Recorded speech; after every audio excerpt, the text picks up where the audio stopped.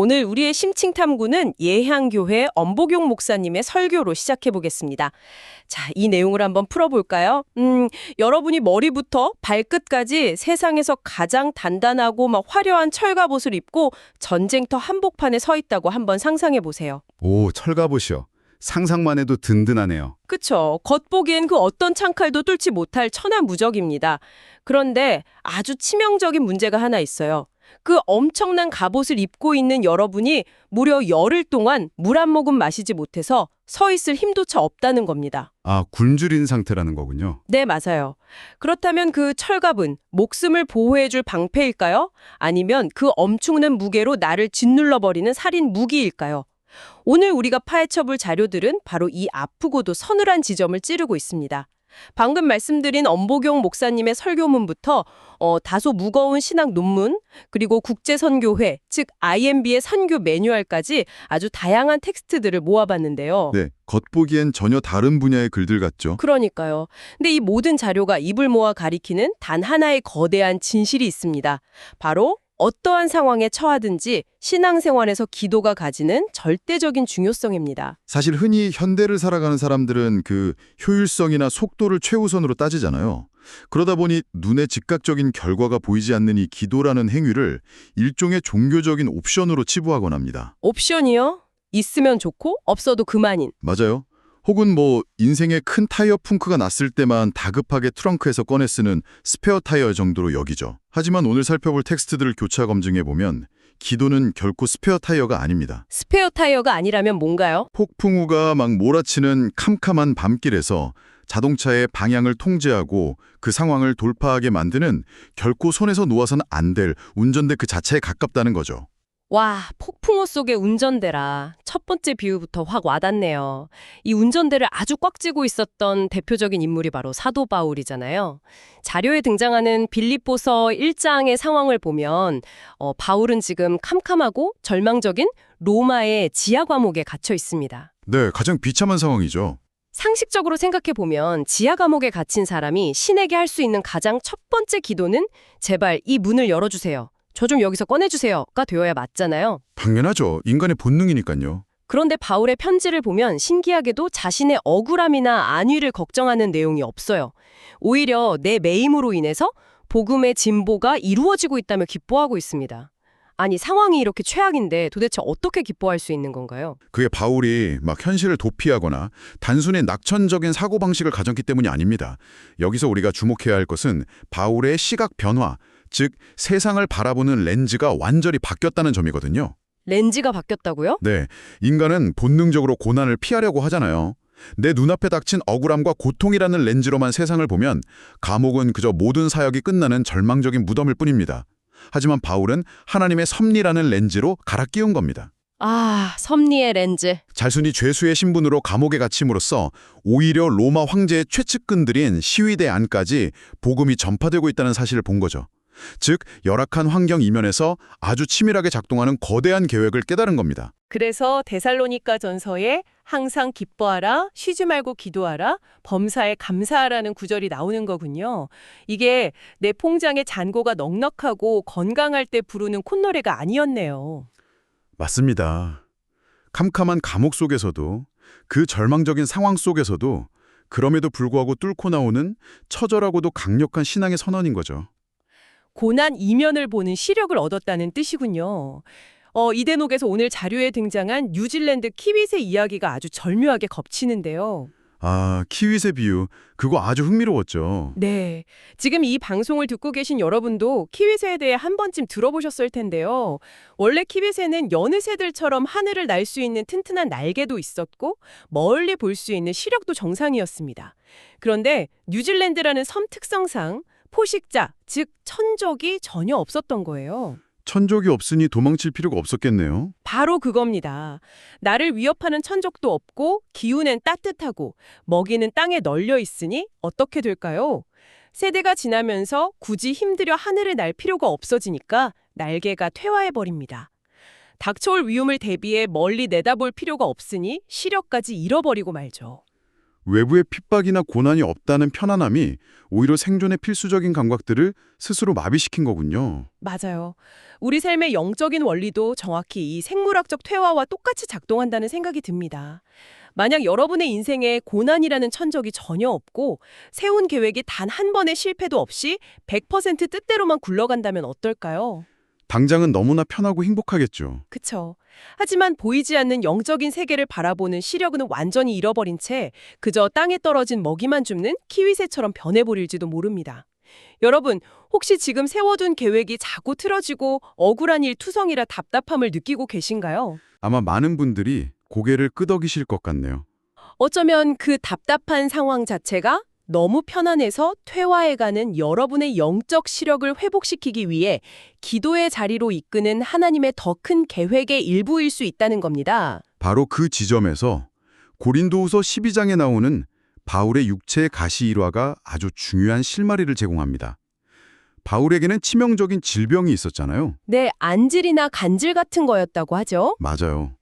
복음을 전하고 교회를 세우는데 너무나 큰 육체적 장애물이었기 때문에 그는 이 병을 고쳐달라고 3번이나 간절히 매달려 기도했습니다. 자신의 어떤 사리사욕을 위해서가 아니라 하나님의 일을 더 잘하기 위해서 고쳐달라는 아주 명분 있고 정당한 요구였죠. 솔직히 제가 바울이었다면 하늘을 향해 엄청 따졌을 것 같아요. 아니 제가 무슨 딴짓하겠다고 건강을 달라는 것도 아니고 복음 전하겠다는데 이깟병안 안 고쳐주십니까? 하고요. 누구나 그렇게 생각할 수밖에 없습니다. 인간의 논리로는 당연한 반응이죠. 하지만 돌아온 대답은 철저한 거절이었습니다. 내 은혜가 네게 족하다라는 선언이었죠. 와, 진짜 섭섭했겠는데요? 근데 이 거절의 메커니즘을 이해하는 것이 기도의 본질을 깨닫는 핵심입니다. 기도의 응답은 우리가 원하는 환경의 개선이나 눈앞의 문제 해결이 아닐 때가 훨씬 많습니다. 그럼 바울의 병을 고쳐주지 않으신 진짜 이유는 뭔가요? 하나님이 바울의 치명적인 병을 남겨두신 이유는 그가 엄청난 계시를 받고 교만해져서 스스로 파멸하는 것을 막기 위한 영적 안전장치였습니다. 즉, 고난 이면에 숨겨진 그 합력하여 선을 이루시는 섭리를 깨닫는 것 자체가 진짜 기도 응답인 겁니다. 아, 기도는 내가 원하는 것을 신에게서 뜯어내는 어떤 협상 테이블이 아니네요. 정확합니다. 내 좁은 시각을 나보다 훨씬 멀리 내다보는 거대한 뜻에 맞춰나가는 아주 치열한 튜닝 작업인 셈이죠. 내 시야를 하나님의 시야로 맞추는 튜닝 작업. 그렇게 내 눈을 가리고 있던 고난의 진짜 의미를 깨닫고 나면 비로소 우리가 진짜 맞서 싸워야 할 대상이 선명하게 보이기 시작합니다. 여기서 정말 흥미로운 점은요. 이 싸움이 바로 영적 전쟁이라는 겁니다. 네, 에베소서 6장에 잘 나타나 있죠. 맞아요. 바울이 영적 전쟁을 치르기 위한 무기들을 아주 비장하게 나열하잖아요.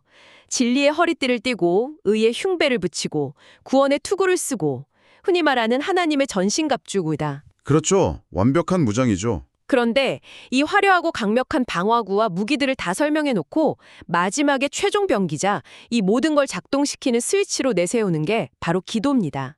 아까 제가 오프닝 때 던졌던 그 무거운 찰갑옷 이야기가 여기서 다시 등장하는 거죠. 맞습니다. 전신갑주를 입고 있는 군사의 내면 상태 말이죠. 아무리 머리부터 발끝까지 뚫리지 않는 로마 군단의 철갑을 둘렀어도 정작 그 갑옷 안에 있는 군사가 굶어서 손가락 하나 까딱할 힘이 없다면 어떨까요? 생각만 해도 숨막히네요. 그 단단한 갑옷은 적의 공격을 막아주기도 전에 오히려 군사 스스로를 짓눌러 질식하게 만드는 거추장스러운 짐, 즉 장애물이 되고 맙니다. 기도는 그저 갑옷을 번쩍이게 닦는 광택제나 장식품이 아닙니다. 장식품이 아니라면 생존 필수템이라는 거네요. 네, 전신갑주 안에 있는 군사 본연의 힘을 기르고 근육에 피를 돌게 하며 심장에 호흡을 불어넣는 유일한 생명선입니다. 군사가 사령부와 통신할 수 있는 무선 통신망이자 심장박동 그 자체인 거죠. 와, 겉모습만 번지르르한 종교 생활이 얼마나 위험한지 뼈저리게 느껴집니다. 갑옷만 무겁게 껴입고 교회 봉사도 하고 직분도 맡는데 정작 내면의 기도라는 호흡이 멈춰 있다면 그 종교적 의무감 자체가 나를 짓누르는 쇳덩어리가 되어버릴 테니까요. 아주 정확한 지적입니다. 그런데 이 영적 전쟁이라는 게 혈과 육의 싸움, 즉 눈에 보이는 사람이나 물리적인 환경과의 싸움이 아니라고 하잖아요.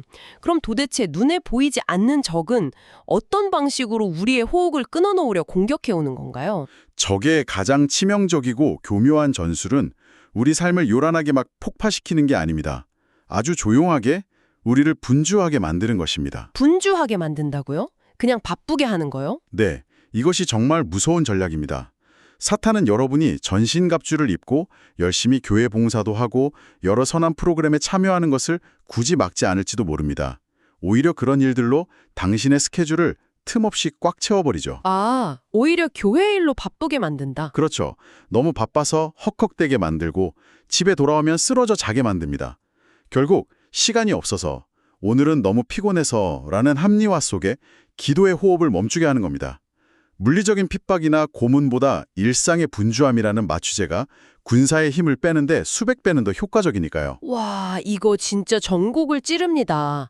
우리가 살면서 제일 자주 하는 핑계잖아요.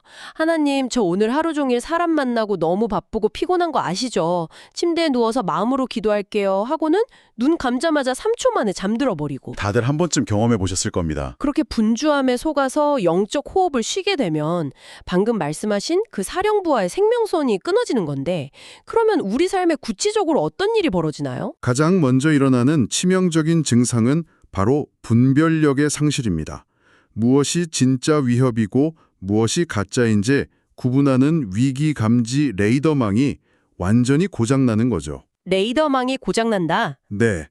오늘 다루는 자료 중에 영문학자 조나단 스위프의 걸리버 여행기를 인용한 대목이 있는데 이 분별력 상실의 참혹한 결과를 아주 통찰력 있게 묘사하고 있습니다. 소인국 릴리포트에서 무려 수만 명의 사상자를 내는 잔혹한 내전이 벌어지거든요. 수만 명이나요? 네. 그런데 그 끔찍한 전쟁을 촉발시킨 원인이 무엇이었는지 기억하십니까? 바로 아침 식사로 삶은 달걀을 먹을 때 달걀의 둥글고 넓은 쪽을 먼저 깰 것인가 아니면 뾰족하고 좁은 쪽을 먼저 깰 것인가 하는 논쟁이었습니다. 네. 아니, 삶은 달걀 까는 방향 때문에 수만 명이 죽었다고요? 밖에서 보면 진짜 어이가 없어서 헛웃음이 나오는 블랙 코미디잖아요. 밖에서 보면 황당한 코미디지만 그 안에 갇힌 사람들에겐 목숨을 건 성전이었습니다. 기도를 멈추어 영적 분별력을 잃어버린 개인과 교회의 현실이 이와 똑같다는 게 이 비유의 핵심입니다. 아, 진짜 뼈를 때리네요. 깨어 기도하며 레이더를 켜두지 않으면 우리는 우리 영혼을 파괴하려는 진짜 원수 마귀의 거대한 공격은 전혀 눈치채지 못합니다. 대신 교회 안에서 본당 카펫 색깔을 붉은색으로 할지 푸른색으로 할지 성가대 가운을 언제 입을 것인지 아니면 막 가정 내에서 치약 짜는 방향 가지고 싸우고. 맞습니다. 그런 아주 하찮고 사소한 일들에 모든 감정을 쏟아붓고 피터지게 싸우게 됩니다. 하나님이 주신 귀한 에너지를 엄한 곳에 다 방전시켜버리는 거죠. 기도는 이런 어처구니 없는 소모전에서 우리를 건져내어 우리의 칼끝이 향해야 할 진짜 적이 누구인지 볼 수 있게 해주는 유일한 레이더망입니다. 달될 바는 방향으로 수만 명이 죽는 전쟁. 아, 정말 우리 일상의 부끄러운 흑역사들이 막 스쳐 지나가네요. 레이더를 켜고 분별력을 유지해야 한다는 건 이제 확실히 알겠습니다. 다행이네요. 그런데 바울의 에베소서 6장 9절을 자세히 보면요.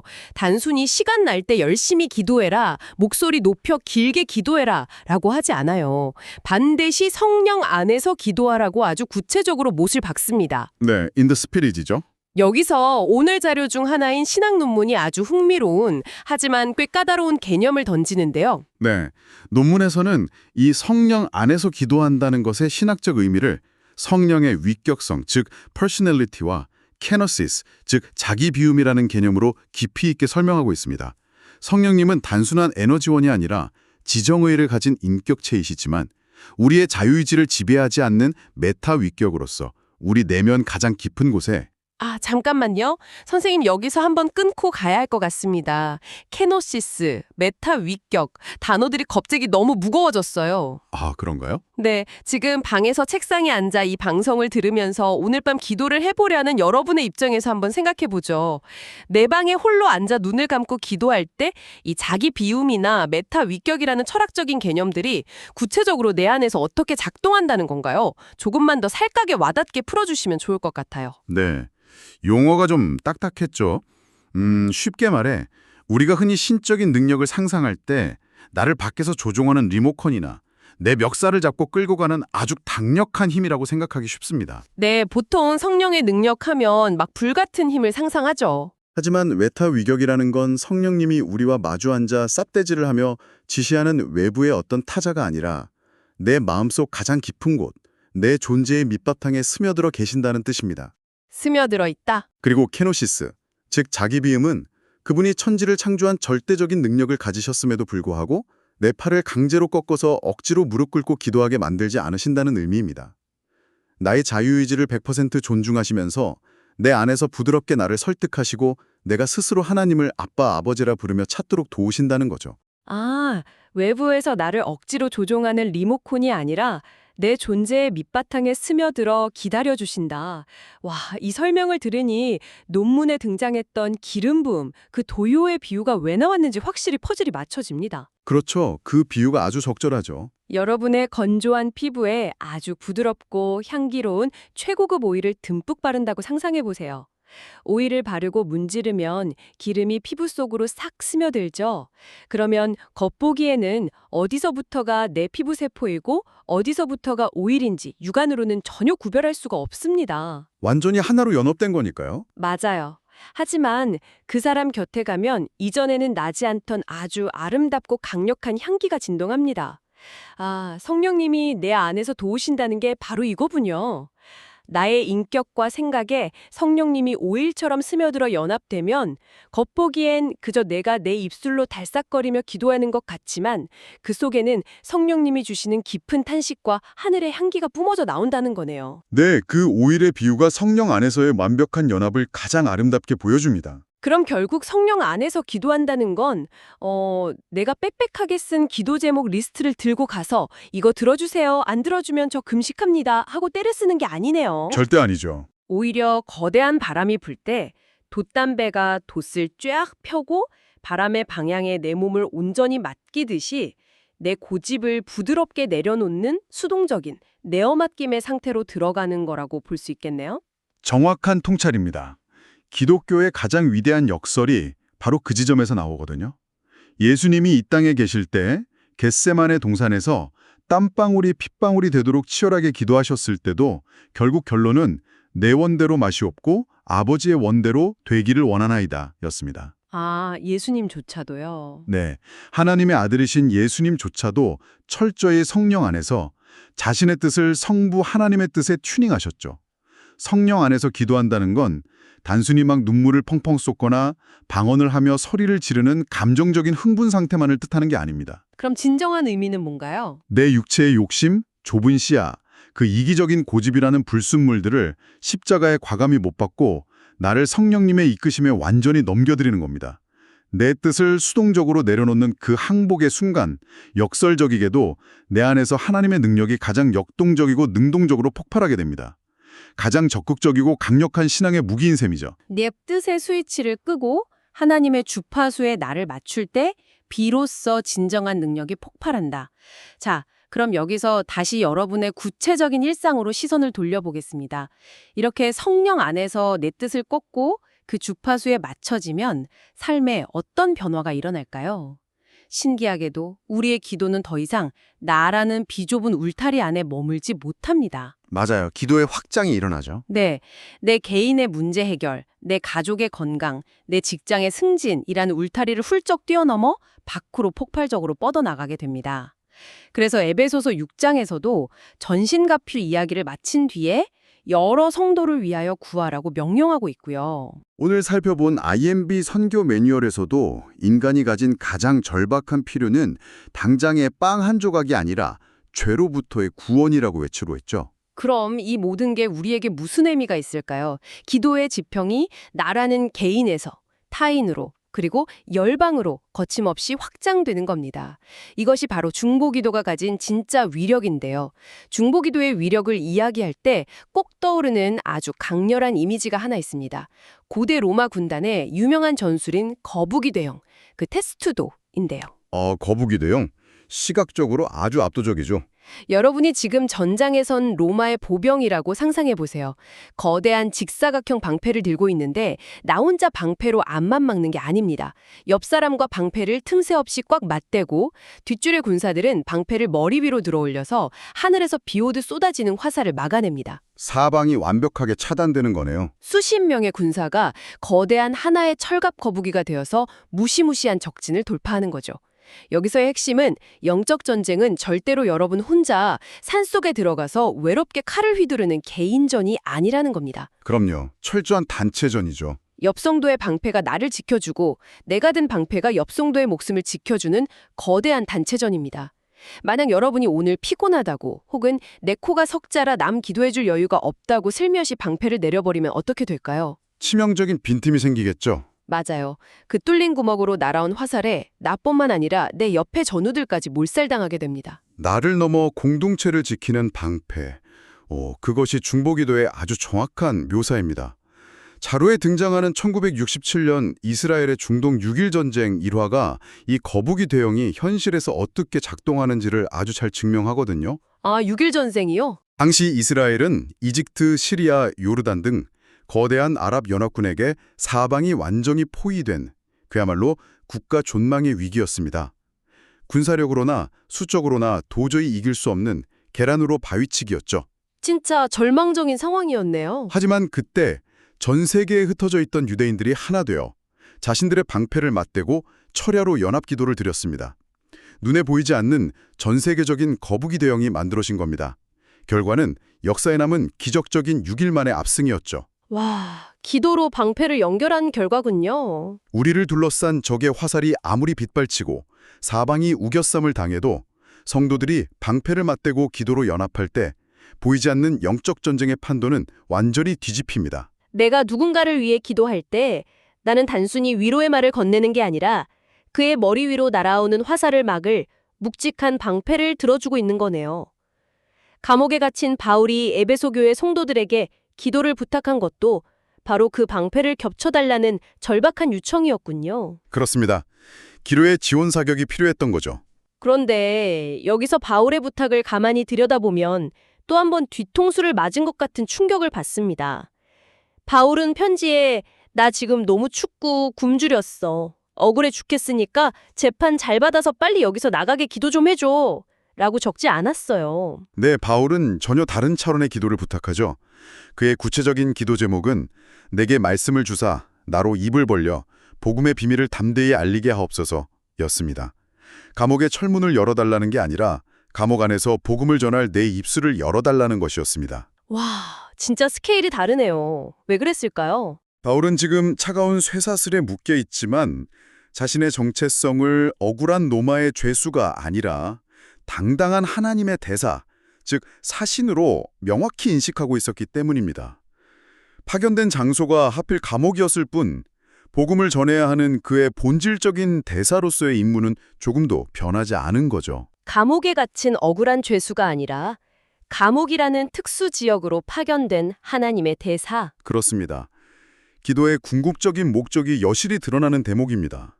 기도는 단순히 내 삶의 안락함을 유지하고 고통을 피하기 위한 얄팍한 방어막이 아닙니다. 영혼을 구원하고 하나님의 영광을 드러내는 것, 즉 선교적 사명을 완수하기 위해 적진을 향해 돌격하는 가장 강력한 공격 무기입니다. 아, 공격 무기. 우리의 기도가 나의 좁은 안위에서 벗어나 이웃의 구원과 복음 전파를 향해 밖으로 뻗어나갈 때 우리는 비로소 종교적인 혜택을 누리려는 소비자가 아니라 하나님의 전신갑주를 제대로 입은 진짜 군사로 거듭나게 되는 것입니다. 오늘 우리가 나눈 이야기들은 정말 숨이 멎을 듯한 묵직한 통찰의 연속이었습니다. 오늘 짚어본 이 텍스트들의 핵심을 여러분의 삶의 하나로 끼워볼까요? 기도는 내 계획이 산산조각 나는 캄캄한 고난 속에서도 원망 대신 하나님의 더 큰 섭리를 보게 해주는 영적 렌즈입니다. 맞습니다. 나를 짓누르는 분주함이라는 마귀의 수면제를 이겨내고 삶은 달걀 까는 문제 같은 엉뚱한 곳에 에너지를 낭비하지 않게 해주는 레이더망이자 사령부와 내 호흡을 이어가는 무전기입니다. 내 알량한 고집의 스위치를 끄고 성령이라는 거대한 바람에 나를 맡기는 아름다운 연합이며 내 옆에 지친 이웃을 위해 거대한 방패를 맞대고 함께 돌진하는 위대한 단체전입니다. 어떠한 상황에 처하든지 간에 이 기도의 숨을 멈춘다는 것은 곧 여러분의 영적 생명이 그리고 신앙생활이 패점 선고를 맞는 것과 다름없습니다. 깊이 동의합니다. 아무리 오리 시단 교회를 다녔고 많은 헌신을 하더라도 호흡이 멈춘 군사는 이미 전쟁에서 패배한 것입니다. 우리가 입은 전신갑주의 엄청난 무게를 견디고 칼을 휘두를 힘은 오직 기도라는 생명선으로부터 공급되기 때문이죠. 자, 이제 오늘 이야기를 마무리하며 여러분에게 조금은 도발적이고 깊이 있는 질문을 하나 던지며 물러가고자 합니다. 여러분, 오늘 밤 잠들기 전 천사가 나타나서 지난 한 달 동안 여러분이 속으로든 겉으로든 중얼거렸던 모든 기도의 내용을 타이핑해서 영수증처럼 긴 녹취록으로 쏟아준다고 상상해 보세요. 녹취록. 상상만 해도 좀 떨리네요. 그쵸. 그 녹취록을 찬찬히 읽어본다면 그 안에는 어떤 내용이 담겨 있을까요? 나의 편안함, 내 은행 잔고, 내 문제의 해결만을 다급하게 요구하는 계산적인 청구서에 가깝겠습니까? 아니면 성령 안에서 복음의 진보를 고민하고 내 옆에 이웃을 위해 묵직한 방패를 들어 올리는 영적 전투의 치열한 작전 지시서에 가깝겠습니까? 뼈아픈 질문입니다. 그 녹취록이야말로 현재 내가 어떤 렌즈를 끼고 세상을 보고 있는지, 어떤 갑옷을 입고 있는지 영적인 엑스레이 필름처럼 아주 명확하게 보여줄 테니까요. 여러분의 영적 엑스레이에는 과연 무엇이 찍혀 있을까요? 오늘 이 시간이 여러분의 기도 생활의 방향과 깊이를 다시 한번 점검하고 하늘의 주파수로 새롭게 튜닝하는 강력한 전환점이 되기를 응원합니다. 계속해서 깨어 호흡하시길 바라며 저희는 다음번에도 여러분의 지적 호기심을 깨우고 깊은 통찰을 던져줄 흥미로운 텍스트들과 함께 다시 찾아오겠습니다. 함께해 주셔서 감사합니다.